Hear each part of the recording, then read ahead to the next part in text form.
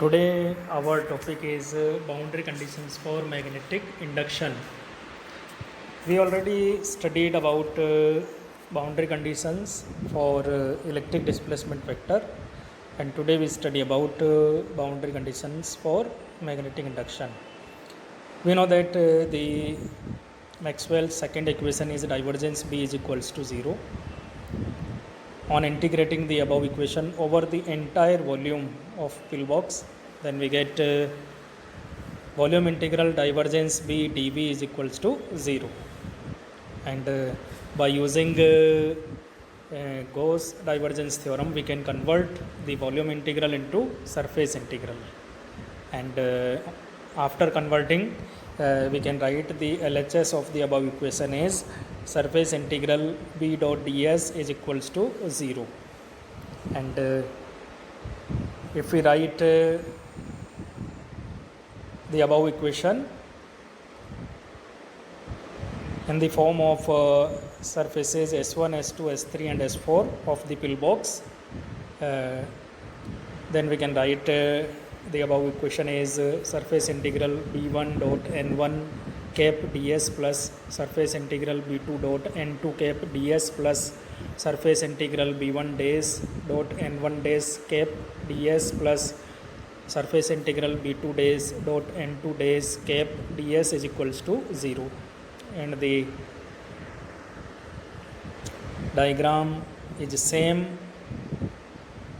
as for the we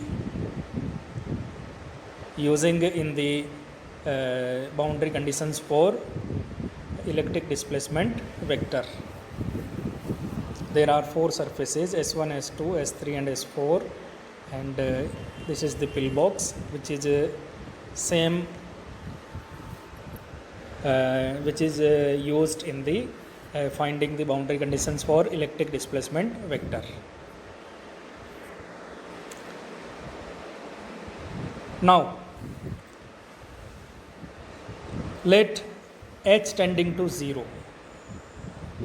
If h tending to 0, then the third and fourth terms vanish. The third and fourth term in the equation vanish while S1 and S2 approach each other, so that in the limit h tending to 0, above equation takes the form surface integral over surface A B1 dot N1 cap plus B2 dot N2 cap ds is equals to 0. And here S1 is equal to S2 is equal to A. Now on solving the above equation, we get B1 dot N1 cap plus B2 dot N2 cap is equals to 0. And here N1 cap and N2 cap are unit vectors and their directions are opposite to each other. This is clear in the diagram. So we get B1n minus B2n is equals to 0, and finally we get B1n is equals to B2n. That means the normal component of magnetic induction B is continuous across the interface. The normal component of magnetic induction B is continuous across the interface. Now, next boundary condition for electric intensity vector E. Boundary condition for electric intensity vector E. And we know that the third Maxwell equation is curl E is equals to minus del V by del T. Del cross E is equals to minus del V by del T, or curl E is equals to minus del V by del T.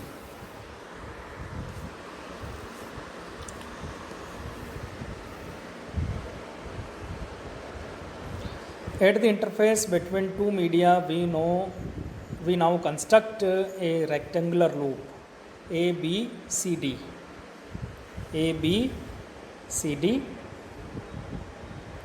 bounding a surface S as shown in figure.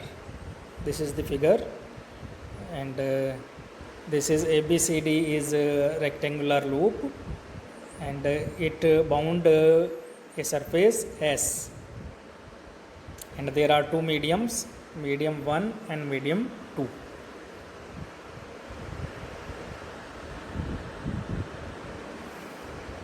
Now integrate the equation first over the loop, and again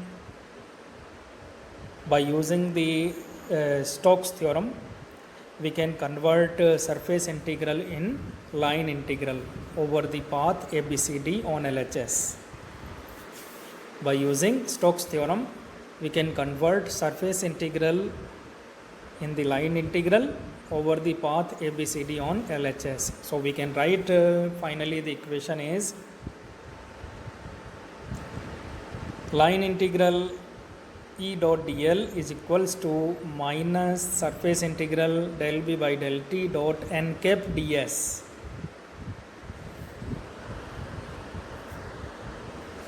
And we can write the above equation is line integral E1 dot dl plus line integral E2 dot dl plus line integral E dot dl is equals to minus surface integral del b by del t dot n cap ds. Now if the loop is now shrunk by letting h tending to 0, then the contribution to the integral from sides BC and DA will vanish.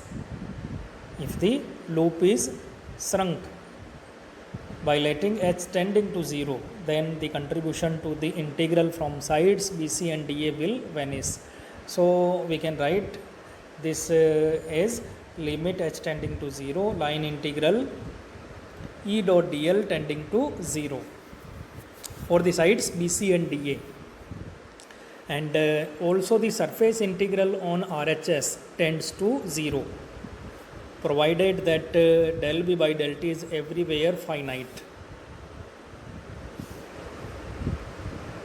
Also the surface integral on RHS tends to 0 provided that del b by del t is everywhere finite. So in the limit h tending to 0, the above equation takes the form line integral E1 dot dl plus line integral E2 dot dl is equals to 0, and finally we get E1t into L minus E2t into L is equals to 0. On solving the equation we get E1t is equals to E2t, where E1t and E2t are the tangential components of the electric field in the two media.